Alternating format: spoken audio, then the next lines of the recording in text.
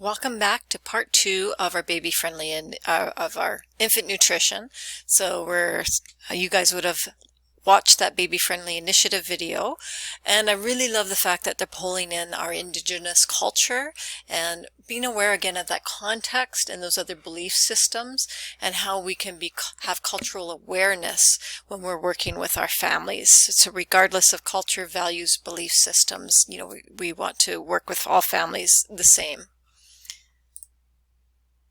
So a baby-friendly initiative, we know that's policies in place to help support breastfeeding and improve health overall. So this is a way where we can make change in our society through policy.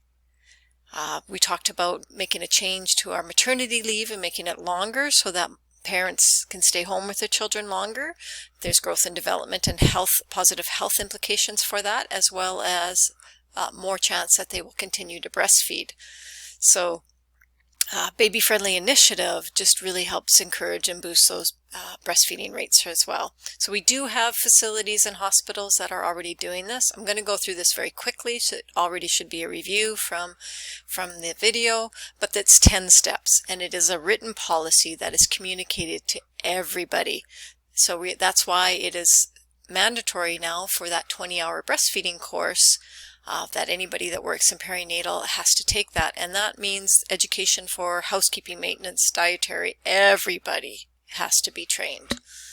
And that's so that, even if it's just somebody coming in, changing the garbage, and they get visiting with the families and changing the laundry or whatever, they're in the room, and they get visiting and talking about the baby and breastfeeding. It's so that they're not saying, hey, well, why don't you try this? This is what I did when I had kids. It's so that everybody that potentially can interact with those families is on the same page and giving the same information. We want to give breastfeeding initiated within 1 hour of birth. We have made great moves, improvements in our hospital with this in the last few years. We used to separate them right away, whereas now they're kept skin to skin, and we're even getting positive movement in our C-section surgical suites. Up to the last year, if mom went for a C-section, moms and babes are separated. So we are getting policies in place in our own hospital, and a lot of it is because of breastfeeding initiatives like this and the policies that are out there and the political movement behind them, and plus our consumers are demanding it, is keeping those moms and babes together for that first hour. We do know that certainly what we do in that first hour can impact milk supply and breastfeeding success, so that when babes and moms are kept together for that first feed, that our milk intake is higher by day 4, and they're more likely to be successful. And they do better. The mom's got more milk, babes do better, breastfeeding is more successful. So it's really important that we keep them together. And even if they're separated, we need to show them how they can still breastfeed and maintain lactation even if they're separated. So if this babe's microprem in the NICU, he's getting fed through a tube, we want to get that mom pumping and hand expressing and getting that supply and demand and getting that milk supply there for her so that she can feed her baby even though babe can't nurse yet. So very important to start that support and get those in place right away. So if you're working with a mom on the floor and her babe's in NICU, you're going to be talking to them about breastfeeding. How are they feeding their baby? And then helping them get that milk supply going and making sure that they're doing milk removal, so supply and demand, around the same timetable as if baby was actually nursing. And nothing other than breast milk, guys. So nothing other than breast milk unless medically indicated. So no formula supplementation. We're not giving them water or juice or pablum or anything like that. Only breast milk. And then making sure that we are using, that we're not giving. And formula is under lock and key, as I mentioned earlier. It's very, very important. So you have to consent to getting formula, and it's medically indicated. Practice rooming in. This seems like common sense and a no-brainer, but it was not that long ago when I first started practicing, which might be a few more years than I think now. When I first started practicing, they did not room in. Babes came to the nursery. And like, I think that, it wasn't that long ago. I mean, I guess maybe it was, but really, even up to 10 years ago, we were not practicing rooming in with our families. We separated them. Babes went to the nursery, family stayed in the room. So keep them together. We know that the more they're together, the more they're skin to skin, that's the right habitat. This is Niels Bergman's research, and lots of other people have replicated it since then. That skin to skin is the natural habitat and the optimal place for babies to be, because it is more than just breastfeeding. And teach our families feeding on demand by cue-based feeding, not by the clock. We want to let them know that, when babes' eyelids start to flutter, when they start to smack their lips, when they start to root and suck, that means put them to the breast. Feeding every 4 hours will not establish that good milk supply. We want to be feeding, ideally every 2 to 3 hours. If that babe's not waking up, we want to teach them how to hand express, get that supply and demand.